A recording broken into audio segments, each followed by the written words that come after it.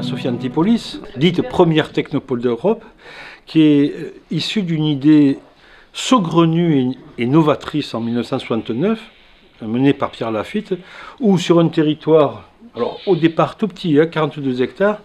où allait se développer un lieu où se rassembleraient les industries, l'enseignement supérieur, la recherche et la culture, la fertilisation croisée. Et dès que cette petite opération au tout début sur la place Lafitte s'est développée très très vite, que ce soit l'État et surtout le département des Alpes-Maritimes et les communes, les 5, c'est-à-dire Biot, Antibes, Biot, Mougins, Valbonne et Valoris, on considérait que cette opération devait s'étendre sur les 2400 hectares. 2400 hectares dont les 2 tiers sont réservés en forêt et en espace vert protégé, c'est ce qu'on appelle la couronne verte, et au centre sur 800 hectares, un lieu qui accueillerait l'enseignement supérieur et les entreprises. Aujourd'hui, Sophia, c'est 2223 entreprises, 36 000 emplois, essentiellement concentrés sur les sciences et techniques de l'information et de la communication, avec des acteurs majeurs dans ces domaines. Vous parlez d'Amadeus, vous parlez d'Air France, de Soprasteria, mais aussi un enseignement du campus Sophiatech qui réunit l'Université de la Côte d'Azur, Sophia, Antipolis et Eurecom. Aujourd'hui, ces secteurs représentent 1 200 000 m² de plancher occupés, 40 000 m² de stock libre, mais dont les 2 tiers sont en cours de réhabilitation, donc ils vont sortir du marché bientôt. Et dès le départ, la charte initiale d'aménagement de Sophia prévoyait entre 1 800 000 et 1 900 000 m². Donc ça veut dire qu'aujourd'hui, avec le 1 200 000 m² bâtis occupés, on est à 2 tiers du chemin. Et vu qu'en 40 ans, on a produit ces 1 200 000 m², les 600 000 m² qui sont en train d'être mis ou organisés sur le marché, on parlera des cloisonnes, du Fugueret et du secteur des Trois Moulins, qui représentent 450 à 500 000 m², il y en a pour 20-25 ans.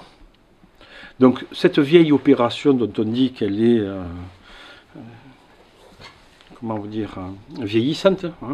mais elle est en pleine jeunesse, puisque nous représentons sur le marché immobilier de la Côte d'Azur à peu près 60% des transactions immobilières par an,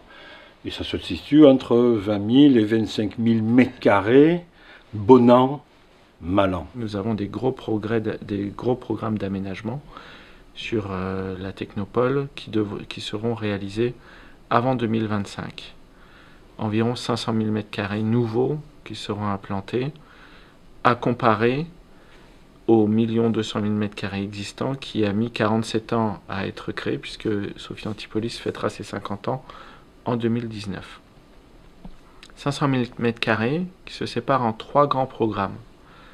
Un premier programme sur la commune d'Antibes qui s'appelle le programme des Trois Moulins et qui est partagé entre du tertiaire et du logement pour un total de 150 000 m², 80 000 m² environ de tertiaire et 70 000 m² de logement.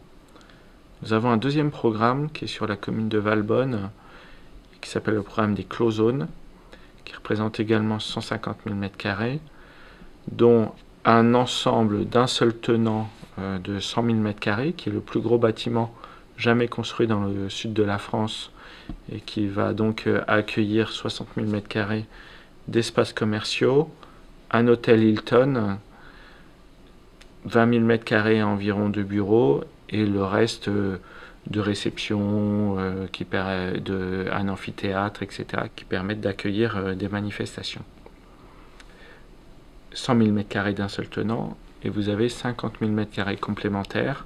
qui seront en particulier sur du tertiaire. Un troisième programme qui concerne l'enseignement supérieur, la recherche, l'innovation, et qui va s'appeler donc le programme du Fugueret ou de la Cité du Savoir, qui représente un peu plus de 150 000 m² également, et donc qui va permettre d'avoir et de disposer enfin sur Sophia Antipolis d'un campus de dimension internationale qui nous permettra d'accueillir des établissements d'enseignement supérieur, en particulier étrangers de premier niveau,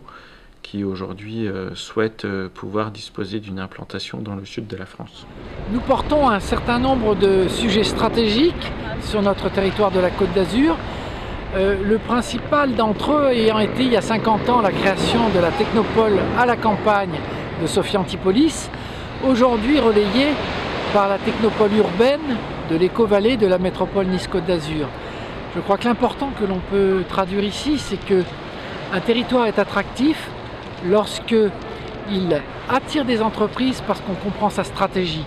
La stratégie du territoire de la Côte d'Azur aujourd'hui, c'est certainement de faire la bonne mutation entre les nouvelles technologies et le concept Smart City que nous y développons. Alors il y a encore des chantiers aussi à résoudre, le principal d'entre eux étant de faire mentir les gens qui pensent que sur ce territoire, on n'y développe que du tourisme. Certes, nous avons un rayonnement touristique incontestable, nous sommes la deuxième région touristique de France après Paris, ça nous le savons et nous le revendiquons et nous en sommes fiers, mais tout le sujet c'est de faire en sorte que les gens sachent qu'ici, nous développons les nouvelles technologies, nous développons la cité du futur et que ce rayonnement touristique est aussi relayé par un rayonnement économique incontestable.